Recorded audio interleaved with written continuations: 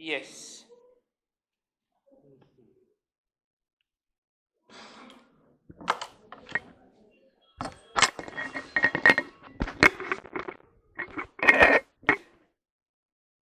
¿Ya lo tienes?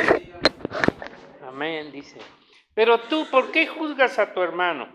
O tú también, ¿por qué menosprecias a tu hermano? Porque todos compareceremos ante el tribunal de Cristo, porque escrito está: digo yo, dice el Señor, que ante mí se doblará toda rodilla y toda lengua confesará a Dios. Y el versículo 12 dice: de manera que cada uno de nosotros dará a Dios cuenta de... Sí, vamos a repetir este versículo. De manera que cada uno de nosotros dará a Dios cuenta de... Sí, Padre, te damos gracias en esta hora, porque tú nos dices, Señor, de antemano, las cosas que vas a hacer, no solo en la tierra, Señor, sino también en el cielo.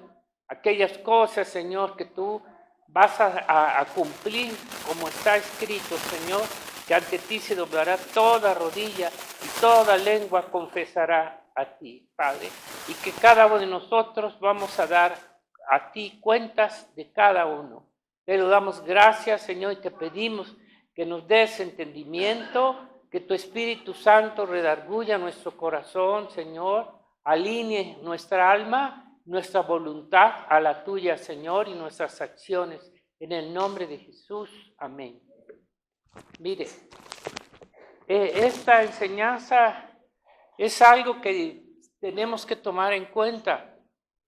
Tenemos, desde el momento que entramos a formar parte del cuerpo de Dios, de Jesucristo, tenemos una responsabilidad. Hay una responsabilidad que adquirimos cuando venimos a ser parte del cuerpo. Una obligación que también nos dice, y vamos a verlo, irlo desglosando. Una obligación en todas las cosas, hermano, en toda relación que se abre o se hace, existe esto, responsabilidades, obligaciones y cuentas. Y cuentas. Nosotros creemos, ¿verdad?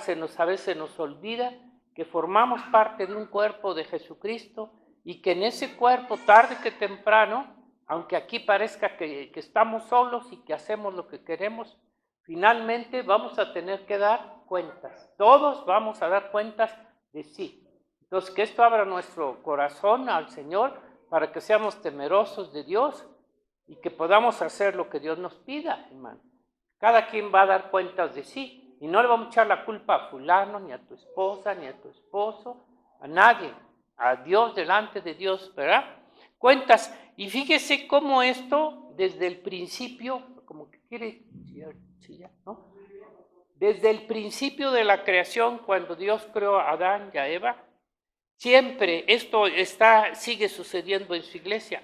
Ante esto, ante la responsabilidad, obligación y rendir cuentas, el hombre, desde Adán, al hombre adánico, todos queremos esconder todo esto, la responsabilidad, la obligación, y cuando tengamos que dar cuentas, lo queremos esconder en nuestra carne, en nuestras obras, en nuestros pensamientos.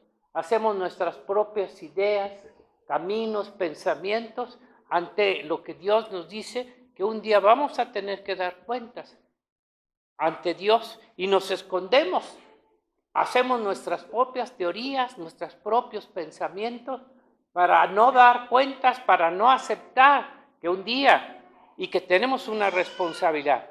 Mire, el llamamiento, la vida espiritual a la que Dios nos llama y nos introduce, nos hace ser parte de una responsabilidad, una obligación y rendir cuentas, hermano. Al entrar ya en el camino, en la iglesia del Señor, en sus tratos, tenemos esa obligación, responsabilidad, y tenemos que rendir cuentas. No somos una religión, hermano, como en el romanismo. Llegabas, te sentabas, si es que ibas, y ya. Y no tenías ninguna obligación, no tenías nada que hacer. Esto no es así, hermano. Creo que muchos deben de entender esto. Claro que nos da grandes bendiciones el Señor, grandes bendiciones que nos da Dios de orden espiritual y material, pero también nos da obligaciones, hermano, también nos da tareas, también nos da cosas, servicios que tenemos que hacer. Tenemos que hacer también servicios, obras que Dios nos pide. ¿Están de acuerdo, verdad, hermanos? Sí, que tenemos que hacer cosas, nos hace responsables de ellas. Nos hace responsables, por eso nos da dones, talentos a cada uno, y cada uno de ellos, ¿verdad? A esos dones, talentos, Dios nos va a pedir cuentas. Al final nos pedirá cuentas de lo que Dios nos dio y nos mandó a hacer, servir, hacer todo, ¿verdad? Acuérdense de la parábola de los talentos. El Señor reparte 10, reparte 7, 8 y 1. Y todos tuvieron que rendir cuentas, entiendan, hermano, ¿verdad? Dios va a pedir cuentas a los que les da. Si no te da nada, pues no te puede pedir. Pero todos hemos recibido por lo menos un talento.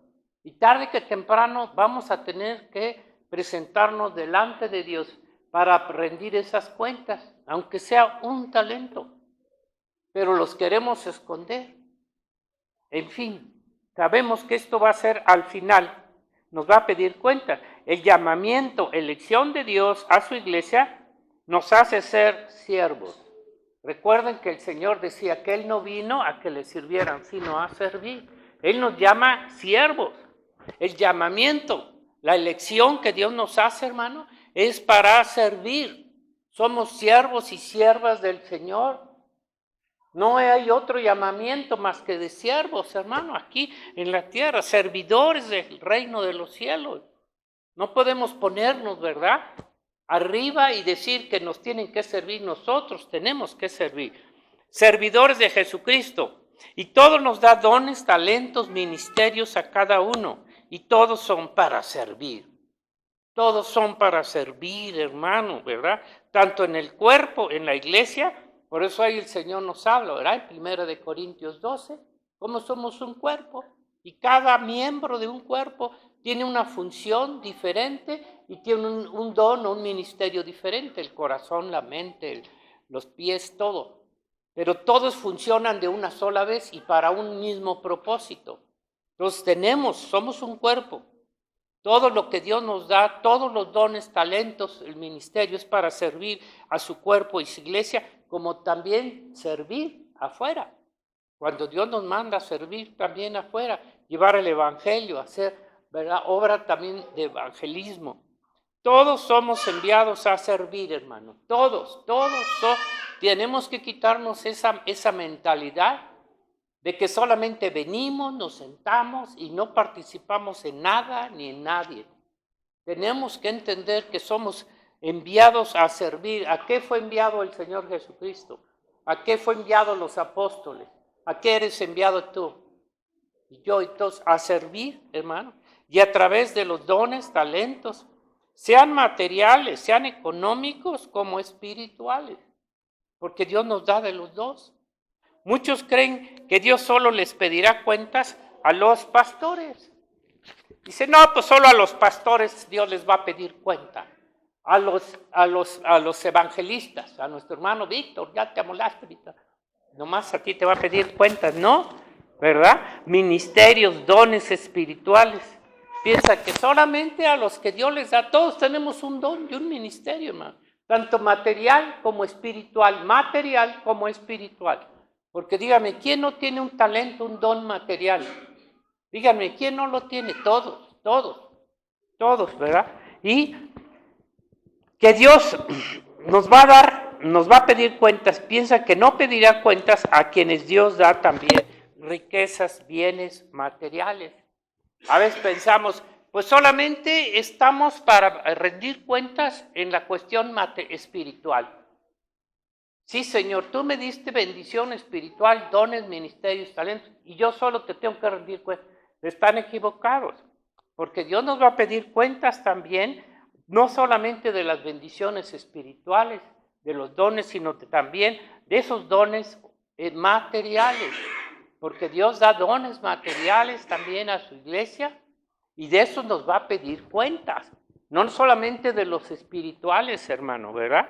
Mire, primera de Timoteo 6:17 dice así. Cada vez pensamos, pues yo no tengo ni un don espiritual, no tengo por qué servir en la iglesia. Y no sabes que Dios también te ha dado dones materiales para que apoyes a la obra o lo que Dios te pida. 6:17.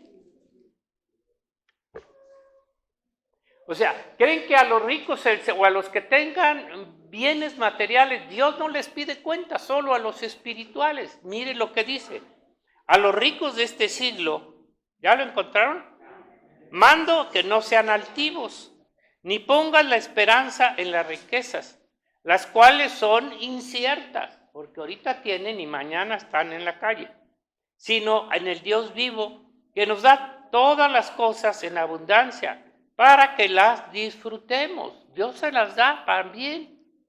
Que hagan bien, que sean ricos en buenas obras, dadivosos, generosos, atesorando para sí buen fundamento para lo porvenir, que echen mano de la vida eterna. Aquí nos está hablando algunas obligaciones también características de los que Dios da bienes materiales, que hagan también todo esto. O sea, Dios va a pedir cuentas, entienda, de lo que Dios te da materialmente. O sea, estos hombres, estos creyentes, deben usar también los dones, su riqueza material, para la obra del reino de los cielos, para todas las cosas que Dios quiera que se hagan en la tierra. Mire, voy a dar dos casos aquí en la Biblia, porque la mayoría piensa que Dios no les va a pedir cuentas de las cosas materiales, de lo que Dios les dio de sus bienes materiales. Eso Dios no nos pide cuenta, nomás de lo espiritual. Si no puedes ser fiel en lo externo, menos en lo interno. ¿Se acuerdan del caso de Cornelio? Hechos 10:1. A ver, vamos a ver. Fíjense que ese Cornelio no era cualquier hombre. Era un centurión. ¿Y cuántos tenían los centuriones, Anis? 100, ¿verdad? De 100. No eran científicos, eran de 100. 100 hombres a su cargo. O sea, era un puesto importante, no era cualquier hombre. Había en Cesarea un hombre llamado Cornelio, centurión de la compañía llamada La Italiana. Ni siquiera era judío, piadoso y temeroso de Dios con toda su casa. Y que hacía, aquí esto de limosnas, hermano, esto está mal. Dios nunca te pide una limosna, un pesito. No, Dios dice que hacía muchas limosnas. No, Dios no es limosnero, hermano.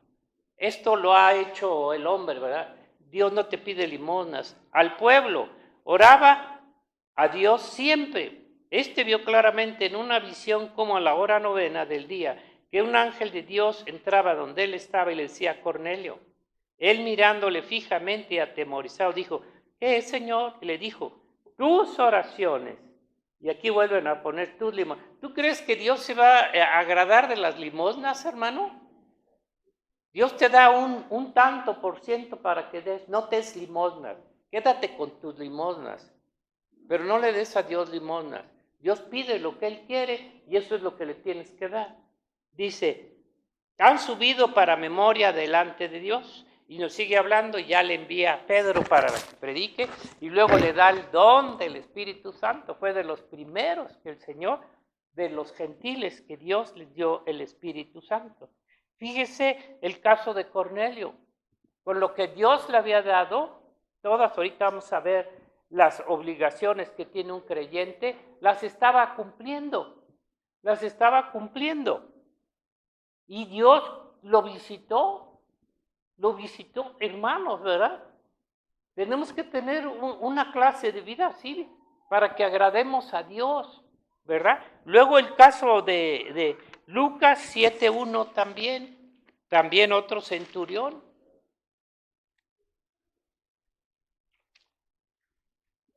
Que nosotros pensamos, pues Dios no le interesa que el dinero o las cosas que Dios nos da, las apliquemos al reino de los cielos. Mira, ¿quién te ha dicho eso? 7:1, ¿ya lo tiene? Después que hubo terminado todas sus palabras al pueblo que le oía, entró en Capernaum y el siervo de un centurión, a quien quería mucho, estaba enfermo y a punto de morir. Cuando el centurión oyó hablar de Jesús, le envió unos ancianos de los judíos, rogándole que viniese y sanase a su siervo. Y ellos vinieron a Jesús y le rogaron con solicitud, diciéndole, es digno que le concedas esto, porque ama a nuestra nación y nos edificó una sinagoga. Fíjese, este hombre había invertido también su dinero en las cosas del Señor y tarde que temprano el Señor lo premió, porque este hombre debió haber sido salvo después, ¿me entiendes? Y Jesús fue con ellos, ¿verdad? Ya sabemos la historia. O sea, ¿qué hace el Señor? Aún en estos casos, el Señor visita a su pueblo, aquellos hombres que son fieles, no solamente estos eran fieles también en lo espiritual y lo material, porque mira, no puedes ser fiel solo en un área, estás equivocado y te estás engañando. Eres muy fiel en lo espiritual, pero en lo material no eres fiel, no es posible, hermano. Si eres fiel en lo espiritual, vas a ser fiel en lo material. Y si no, ni ninguna de las dos. Y finalmente, hermano, vas a tener un problema con Dios. ¿Cuáles serían nuestras obligaciones ahora? ¿Cuáles serían mis obligaciones? No nada más son del pastor, hermano, no nada más de los ancianos, no nada más de Ani, no. Son de toda la iglesia. ¿Cuáles son las obligaciones, deberes dados por Dios a su iglesia? Los hombres, como en el romanismo, ¿verdad? ¿Cuántos estuvimos en el romanismo? ¿Qué obligación teníamos? Ni siquiera, si queríamos ir, íbamos a dormirnos, ¿verdad? O a ver qué hacíamos. No tenían ninguna obligación ni responsabilidad, ni de rendir cuentas. ¿A quién le rendían cuentas? Al diablo, pues nomás, ¿verdad? Pero dime qué responsabilidad hay en el mundo hacia Dios. No tienen ninguna responsabilidad. No hay obligaciones de ellos para con Dios. Esto no es así, hermano. Si tú no tienes conciencia de esto, dudo mucho que el Espíritu Santo esté en tu corazón, la verdad. Porque el Espíritu Santo te va a redarguir de pecado, de justicia y de juicio. ¿Cuáles son estos deberes? Primeramente son deberes personales, ¿verdad? Deberes personales. Aquí los estamos viendo. Primeramente, ¿qué dice? El arrepentimiento. Tenemos un deber, todos los hijos de Dios, para entrar al reino de los cielos, de un genuino arrepentimiento. No remordimiento, sino arrepentimiento. Porque cuando tú te arrepientes, dejas de hacer aquello y empiezas a hacer lo que Dios te pide. Arrepentimiento de tus pecados, no de otra cosa, ¿verdad? En fin. Hechos 2:32 dice así, mire, ahí lo dice. Aquí nos dice cuáles son las obligaciones. Y ellos ya eran judíos, ¿sí? Ya estaban circuncidados.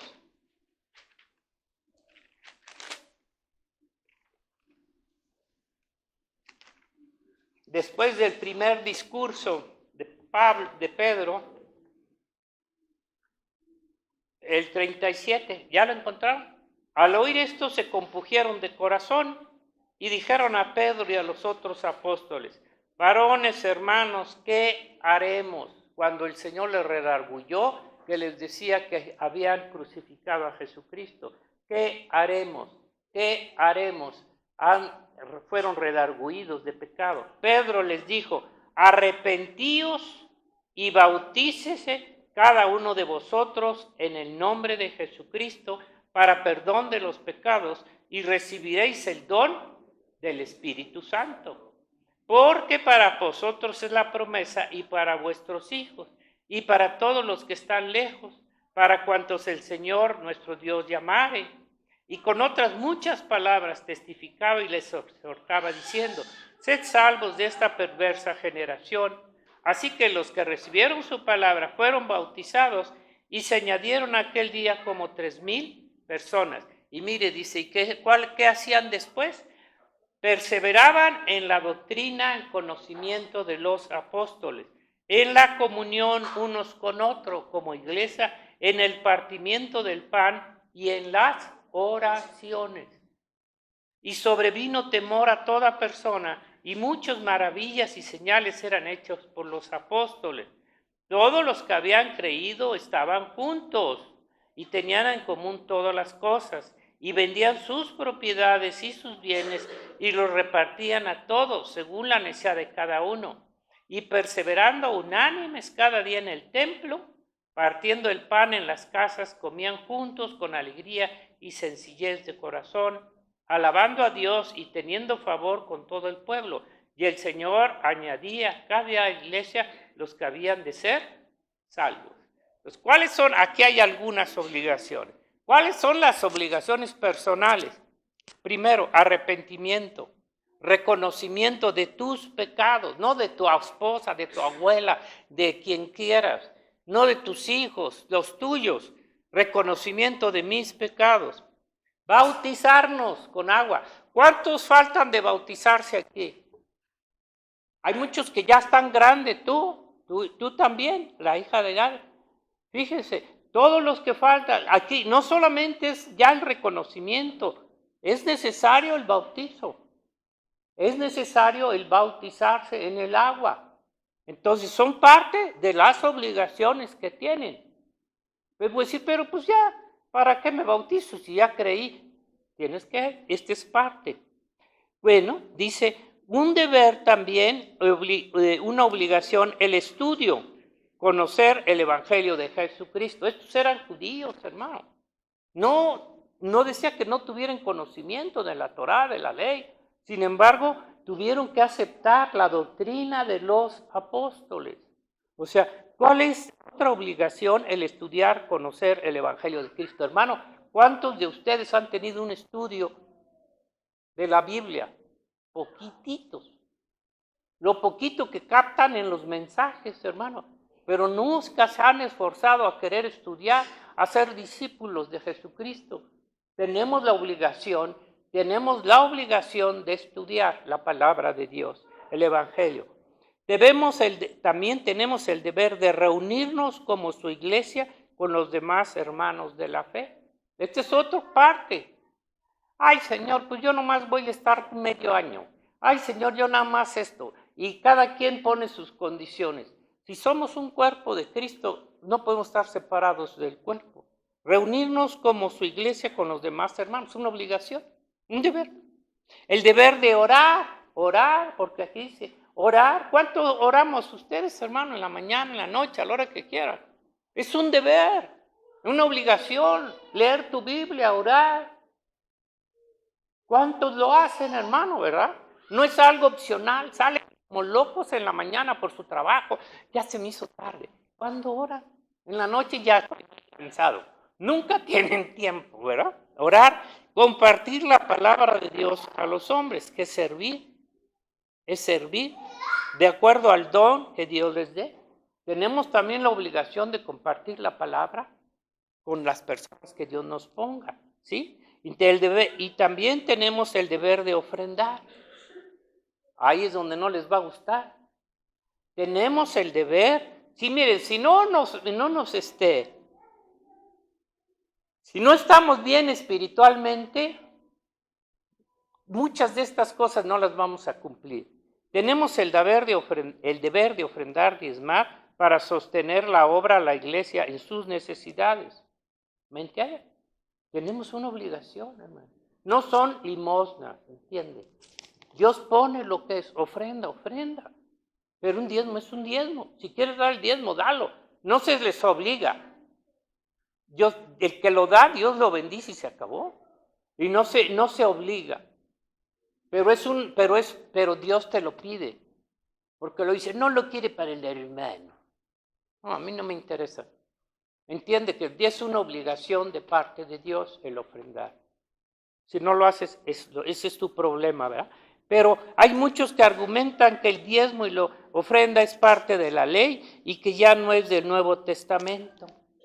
Mira, si nunca siquiera lees la Biblia, nomás porque te conviene decir, es de la ley, y como es de la ley, pero bien, nunca ni siquiera escudriñas, y de ahí se quieren agarrar para decir que no tienen que dar ni ofrendar. ¿Qué fue lo que dice Jesucristo que cumplió en la ley mosaica? ¿Qué fue lo que abolió y quitó? Mira, para que quede muy claro, por lo menos los poquitos que están. ¿Qué fue lo que abolió nuestro Señor Jesucristo de la ley mosaica? Tú sabes, Josué. Exactamente. El sistema sacrificial, que ya no tenemos que hacer sacrificios, ni el sistema sacerdotal, todo ese sistema. Eso lo abolió Jesucristo. ¿Qué más cumplió el Señor? Él cumplió el castigo judicial. La paga del pecado, Él la pagó por ti, por mí, para que no tengamos la ira que va a venir. Si no, tendríamos que pagarla también. Él la cumplió. ¿Qué más cumplió? Cumplió la ley moral, claro, porque Él la cumplió, pero siguen siendo vigentes la ley moral en su pueblo. No puede, muchos dicen, hermano, que ni siquiera la ley moral la debemos de guardar. Todos vamos a ser rateros, ladrones, asesinos, de todo lo malo. Vamos a hacer todo eso y de todas maneras Dios se va a agradar. Claro, eso fue lo que quitó, hermano. Los sacrificios de la sangre de animales, el sistema sacrificial, el castigo judicial de la paga del pecado en la cruz por nosotros, la ira de Dios, y cumplió toda la ley moral. Aun cuando le preguntaron si se debía de pagar los tributos al gobierno, en Mateo 22:15, ¿qué dijo? ¿Se acuerdan? ¿Lo quieren leer o ya sí saben, no? ¿Se acuerdan cuando le preguntaron que si era lícito pagarle al gobierno? Es que como ya somos cristianos, hay unos tan chanchulleros, ¿verdad? Que lo que hacen es abolir todo, quitar todo, no pagar nada. A muchos pues no pueden porque están en los negocios, en sus fábricas, ahí directamente se los quitan, ¿verdad? Pero mire, ¿qué dijo el Señor? Dad al César lo que es del César y dar a Dios lo que es de Dios. Aún el Señor no ha dicho que no tengamos que dar al gobierno lo que se tiene que pagar y se acabó. Y luego, ¿qué dijo también? Les voy a dar otros versículos en Mateo 23.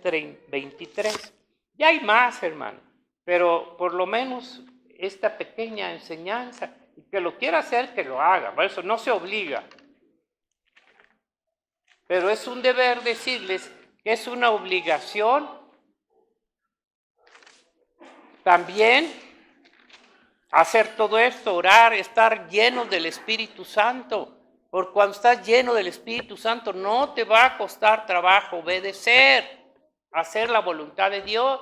Pero cuando estás más en la carnota y en el mundo, el diablo te zarandea y te va a decir, tú ya estás exento de todo. No te creas, ¿verdad?